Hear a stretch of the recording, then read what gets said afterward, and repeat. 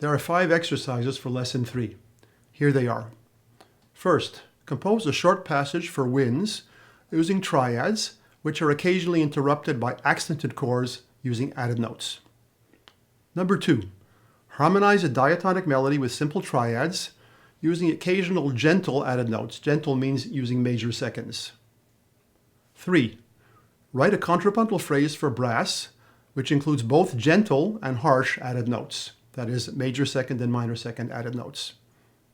4, compose a phrase for choir using added notes. Make sure that they arrive with voice leading, which makes them easy to sing.